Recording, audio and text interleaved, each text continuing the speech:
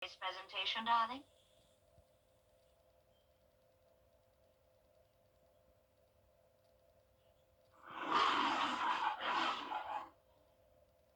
This is BTV, your home for memorable entertainment. Cold conditions once again tonight with another round of frost as temperatures will be falling into the upper 20s by Tuesday morning. Highs tomorrow are going to be significantly cooler than they even were today, and then the coldest air will move in tomorrow night. I'll have a look at all those temperatures coming up. Right now on News Channel 6 and 10, what's next for a local fire department after a wave of resignations? Also ahead, a new campaign looking to help the literacy rate in the Peach State. Details as Your News at 10 starts now. Live from Television Park, this is WJBF, News Channel 6 at 10 on BTV. Good evening, everybody. I'm Brad Means. We do thank you for joining us as coverage you can count on begins with a story just into the newsroom. Richmond County School Superintendent Kenneth Bradshaw announcing his resignation. A news release from the school system says after more than 5 years of serving as superintendent, Dr. Bradshaw is stepping away to be closer to his family. The release says under Bradshaw's leadership, Richmond County Schools achieved their highest graduation rate in its history. There you see it, Dr. Kenneth Bradshaw resigning as superintendent. That takes effect at the end of this month. Coverage you can count on continues in Graniteville, where 2 people are dead after an overnight house fire. The Aiken County Coroner's Office and Sheriff's Office investigating that fire on Taylor Pond Road. Law enforcement says a neighbor called about the fire and said they hadn't seen the owners of the home all day. The 2 people who have not yet been identified were pronounced dead just after 1 o'clock this morning. The neighbor called it in so she could see flames from her house, which was about 2 or 3 houses down from her. And before we got there, we could see the sky was lit up. And when we pulled up, one of the other guys got there first, and he said the house was fully involved. And then when I got there and took command, the whole roof and all that burned off of it, and the car in the front yard was on fire. This investigation continues. We will keep you updated with more information as it comes in. An Aiken County veterinarian arrested in her husband's death. Jennifer Ray is charged with murder in the death of her husband, Greg Bauman. Investigators say the shooting happened Sunday at a home on Pride's Crossing near Augusta Road. That couple owned Hitchcock Animal Hospital in Aiken. Ray remains in the Aiken County Detention Center. It is time now for a first look at our weather on this chilly Monday night. Our chief meteorologist, Jenna Petracci, is standing by with that. Jenna? Well, Brad, it's going to be another very cold night, forecasting a low of 27 degrees, which is what we had yesterday as well. And then notice on Sunday, we had a low of only 25, 26 the day before. So we've had the 20s for several days now. Right now, we're in the 30s across the entire CSRA. Augusta at the freezing mark, 36 now in Louisville. Thompson, you're at 37. 35 in McCormick. Notice the temperatures up in Wrightsville are at 37, but still at the freezing mark in Saluda. Coldest spot will be Aiken at 30 degrees, so getting close to those 20s. And on top of that, the winds aren't completely calm, and any amount of wind is only making it feel even colder. Winds at 5 miles per hour sustained now in Augusta, Gibson, Thompson. That's making the wind chill feel down to 27 in Saluda, 29 in Edgefield, and 29 in Thompson. Now, even though it is very, very cold with temperatures below freezing, of course, in order to have snow, we don't only need the cold temperatures, but we also need the moisture. And right now, the dew points are very, very low. So all of that snow that we're watching up in Tennessee and North Carolina is not going to be impacting us. It's a nice, clear night, but expect some heavy frost again tomorrow morning. Satellite and radar showing the snow coming down in Charlotte now. Some snow in Chattanooga, Knoxville, Nashville, covering most of the state of Tennessee. Now for us tomorrow morning, we'll be down to around 27 at 6 a.m. Below freezing even by the 8 o'clock hour, but it will be a nice sunny day at least. And as we look ahead here, eventually by Thursday, more cloud cover helping to keep things warmer. We'll be back to above freezing temperatures, but it doesn't look like that warm up will last very long. I'll have more details on the forecast coming up, but back to you, Brad. All right, Jenna, thanks. The Georgia Reads program is working to improve literacy in the state. And Georgia Reads Day actually took place in late September right after the hurricane, and so the people in charge realized a lot of children could not take part during that time. So the state's Literacy Council is partnering with the city of Augusta and 4 other Georgia counties to make the event available to students online. And so we will let you know how to access that online information so that the program can continue to pursue its goal of keeping Georgia literate. It's georgiareads.org, by the way, if you want to check it out. The live stream is recorded and posted at georgiareads.org. New information for you tonight from the University System of Georgia. They're announcing new and revised curriculum policies, so listen up, college students. University leaders say DEI and diversity statements are going to be banned from admissions decisions. Applicants will no longer have to state their political beliefs. The university system also requiring students to study the founding of American documents. That starts in the 2025-26 school year. The university system also encouraging the NCAA to ban female transgender athletes from women's sports at all Georgia colleges. Hard to believe, but parade season is upon us, and there's a big weekend coming up. Saturday, December 7th, 2 in the afternoon, we will have the Augusta Christmas Parade. The streets of downtown bustling with parade goers and floats. They'll light the Augusta tree right afterward. And News Channel 6 will broadcast that parade live on MeTV. And then we're back at it Sunday, this Sunday, December 8th, 3 in the afternoon, the Columbia County Christmas Parade at Evanstown Center Park. That's on MeTV as well. Also on Sunday at 3 in the afternoon, the 51st Annual Christmas Parade in beautiful downtown Edgefield, South Carolina. There you see the information for our friends in Edgefield. Coverage you can count on continues now with a look at what the future could hold for a local fire department. This is out of Wagner, South Carolina, where, as we have reported, the entire fire department just about resigned recently. And we'll continue to cover that story just as soon as more information comes in from Wagner. Leaders meeting there tonight as coverage you can count on continues. And once again, those low temperatures are falling into the upper 20s tonight with frost on the way. Then as we go into tomorrow afternoon, we'll only be in the 40s, followed by near record low temperatures by Wednesday morning, and then that brief warm up on Thursday. I'll have your full Viper 6 forecast when we return.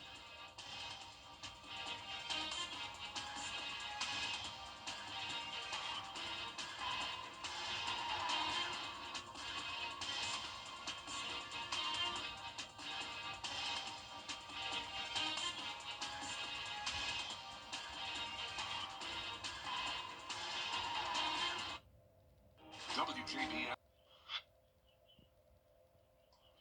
Now, your most accurate forecast with WJBF Live Viper 6. Welcome back. It is a very, very cold Monday night, but we're getting used to it at this point. This will be the 4th night in a row with temperatures below the 30-degree mark. We do have a variety of temperatures, though. Notice Washington at 40 degrees, and that's because the winds are a little bit higher. 36 in Louisville, very cold down in Sylvania at 30. Even our southern line counties that are usually a bit warmer are experiencing the freezing temperatures as well. Aiken, you're at 30 as well. 32 in Saluda, 37 in Gibson, Augusta right at the 32-degree mark. So we just reached freezing here. We're starting to see that frost formation outside once again. And notice the temperatures in the teens up in Iowa, Minnesota, and North Dakota. So most of the country is dealing with this very cold air mass, and it's producing some snow up in North Carolina now. Places like Asheville, Charlotte starting to see some flurries, Chattanooga, Tennessee, and even far parts of northern Georgia experiencing some of those flurries. Now, we are not going to get any snow, but I can at least show you some on our Terry Lambert Hyundai Skyview cam. Beautiful view over here in Gatlinburg, Tennessee, with the snow coming down. Definitely a very typical start to December with the cold air. Temperatures are going to be in the upper 20s tomorrow morning, feeling like the low 20s because of this north wind up to around 5 to 8 miles per hour.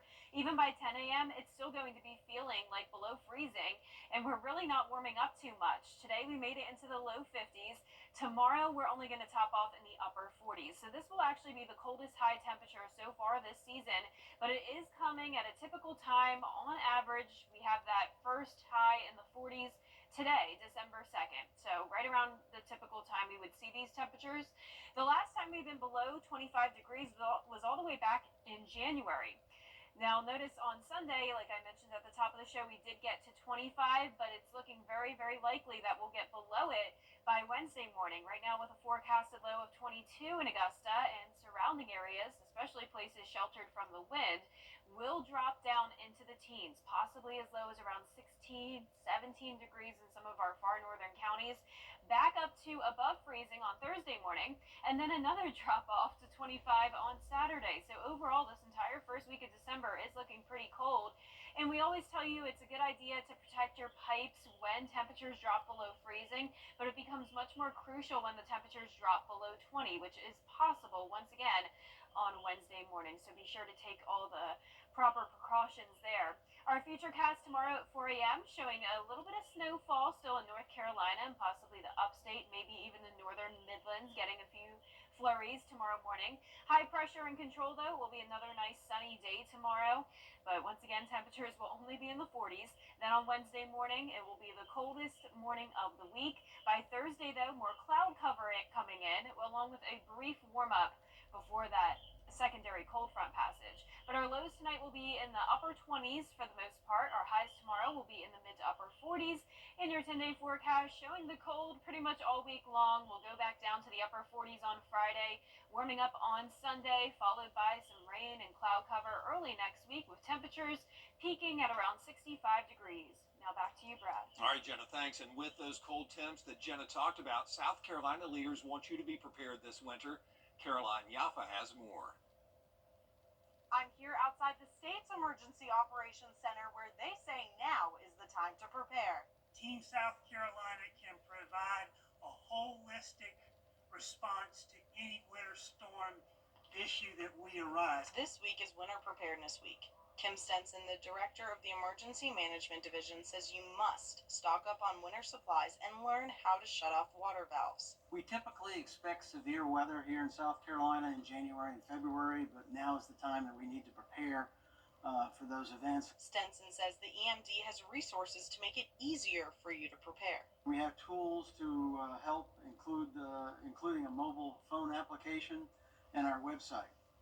The mobile phone app called the South Carolina Emergency Manager helps build a plan, keeps track of supplies, and finds shelter locations. Lieutenant Colonel Donald Bannister with the Department of Public Safety says you should prepare for the entire season, not just specific storms. These storms were a harsh reminder of what nature is capable of and why it's so important to prepare and be aware of weather at all times.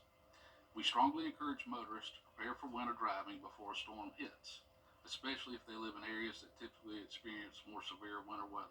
Major General Jeff Jones from the National Guard says state departments are ready to help, but it's crucial to do your part. It's important to remember that emergency management begins at the individual level. And this means always being educated on the hazards, having a plan, ensuring that you protect what I often refer to as the 4 Ps, and that's people, plants, pets, and pipes. Emergency officials say it's also a good idea to save important phone numbers now, so you have them ready in an emergency. Still ahead on News Channel 6 at 10, the president making an unexpected move to pardon his son. Reaction from Washington after the break. Lots of teams. Coming up, the Georgia Bulldogs getting set for their SEC championship appearance. We'll hear from players and coaches on their rematch against Texas when we come back. We were in the process of a new construction and we needed durable floors, and that's what led us to A&D. We love that they were a locally family-owned business and they have a friendly and knowledgeable staff. A&D has a beautiful showroom with a lot of options to choose from. We ended up with the Mannington Wheat, and it makes their home very inviting. They did a phenomenal job throughout the whole process. We would highly recommend A&D to anyone looking for new flooring. A&D Carpets and Hardwood. Come see us today. Get the best insurance rate for your home or auto at Caps Insurance Agency. Come by or call us. Get covered with Caps today. Want to get up close and personal with the weather? Request a school visit from Chief Meteorologist Jenna Petracci today. It's a cool and exciting way to bring the fun and fascination of weather to students of all ages. Or take a field trip to our state-of-the-art studios at Television Park in Augusta. It's an interactive experience your class won't forget.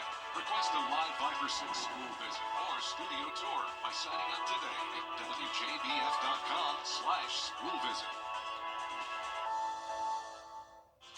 I am Mary Morrison with this week's community calendar. Make plans now to attend a festival of 9 lessons and carols. It'll be on December the 10th in the Great Hall at Sacred Heart Cultural Center in Augusta. It starts at 7:30 p.m. This annual event is under the direction of Keith Schaefer. Tickets are $25. Add your events. Go to WJBF.com, keyword community calendar. Join us on Saturday, December 7th for the Christmas Light Up Spectacular. Enjoy live entertainment, train rides, a visit from Santa, and more. Plus, an incredible fireworks show after the tree lighting. The Christmas Light Up Spectacular.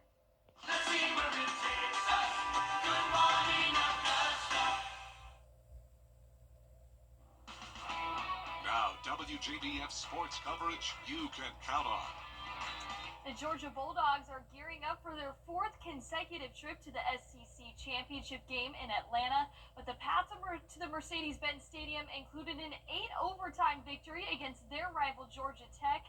The Dogs turn the page now to the Texas Longhorns. Last time these two teams met back in October, Georgia came out on top 30-15. It was the most watched regular season game since 2014, peaking at 14.4 million viewers. Now 7th-ranked Georgia is running a 3-game winning streak, extending their home game streak to an FBS record 31 games. Meanwhile, Texas has won 5 straight since falling to the Bulldogs. It's still the Longhorns' lone loss on the season. Georgia enters the rematch feeling like they have unfinished business, trying to capture their 15th SEC title. Played well offensively at times since, and we've played well defensively at times since, but we've also not put a complete game together. And that's probably what we're trying to do best now, is play our best for our best ability. Every game is posed a challenge, and we've had to fight consistently week in and week out. And you know, our schedule wasn't easy this year, and we knew that's how it was going to be. But like you said, here we are in this position with everything that we want in front of us. Kickoff set for 4 p.m. Saturday right here on News Channel 6. And over to volleyball, the South Carolina Gamecocks will travel to Waco, Texas to face Dayton in the first round of the NCAA tournament. It's the 4th appearance under head coach Tom Mendoza. I told them all year how much we enjoy working with them and how proud we are of the work that they've put in. So obviously, you know, when you're playing the conference as tough as the SEC, you know, you play the at-large game, and you got to put together a resume that's enough quality wins, staying above 500. The SEC will be well represented with 9 teams in the NCAA tournament. Game time is set for 5:30 p.m. on Thursday. And for the 7th time in program history, the Augusta University volleyball team is headed to the D2 NCAA tournament. The 4th-seeded Jaguars finished out the regular season 20-7. They'll head to Wingate, North Carolina for the Southeast Regional. They'll take on 5th-seeded Lenore Ryan in the opening round game set for Friday, 4:30 p.m. It'll be the first meeting between the two teams this season. The NCAA has really helped me specifically, because I've been in it since my freshman year, so I've been in it for 5 years now. Being in any other conference that's as competitive as this, I don't think there is. For me, I try to keep it like this is another game, just trying to attack it, give everything I can, because I don't want to overhype it, you know, you just want to do what you can do what you've been practicing, and just transfer that. And the South Carolina women's basketball team received their championship rings in an exclusive ceremony at Colonial Life Arena. Players like Tahina Pau and Ashlyn Watkins from last year's team walked out on stage, greeted by head coach Dawn Staley. As for the rings themselves, the outside part shows the Gamecock logo. Then there's a part actually detaches, and on the inside it reveals Colonial Life Arena. Players also signed autographs and met with fans. That'll do it for sports. We'll be back. The death of a loved one. And last but not least, the U.S. Marine Corps' Toys for Tots program has given out more than 600 million toys since the late 1940s. And this year, they're getting some backup from a 6-year-old girl who's using hot cocoa to help kids in need. What a sweet gesture, as Justin Smith reports. As the weather dies down for the season, some lemonade stands start to pack up. Others, like this one, convert to hot cocoa stands. But this one doesn't accept quarters. It's accepting toys. Would you like hot cocoa? When Jennifer Simo asked her 6-year-old daughter Avery what she wanted for Christmas, she expected dolls or a playhouse. Instead, Avery said she wanted to help kids in need. She has a very kind heart. It all started with the Starbucks run. Little Avery saw a box with the Toys for Tots label and asked her mother what it was. So I explained what Toys for Tots is about, and she got a little sad, and she said, so some kids don't get gifts? And I said no, so she wanted to start raising gifts for kids. Because I want to help kids that don't have toys for Christmas. And so Avery's hot cocoa stand was born. Chocolate chip cookie or sugar cookie? And it's even attracted the big man from up north. But there's no cash or cards here, and your pocket change won't do either. They don't buy it. You donate a toy, you get hot chocolate and cookies. Baby toys, soccer balls, Barbies, skateboards. And just after noon, her stand was already full for a sleigh ride around the world, filling up almost every box. Like Jennifer, Dad Andy was all on board, saying he's glad that what they're teaching their daughter is reaching her. This was the thing she wanted to do most, was help other kids. She wasn't real worried about herself, and she honestly never really is. And they know because of her kindness, her love for Christmas, and the spirit of giving is going to spread to kids in need around town. It makes me proud because she's a little feisty thing, so for her to want to give to others, I'm very proud of her. It just melts my heart. I couldn't be more proud. Because I like to help and do stuff like this. Go Avery! I know, what a sweetie. Yeah, what a sweet gesture during a great time of year. Yeah, it's hard to believe it's already almost Christmas time, but it is feeling like it with those cold temperatures. Thanks for watching. We're back at 11 for News Channel 6 at 11. And Hogan's Heroes is next here on WTV.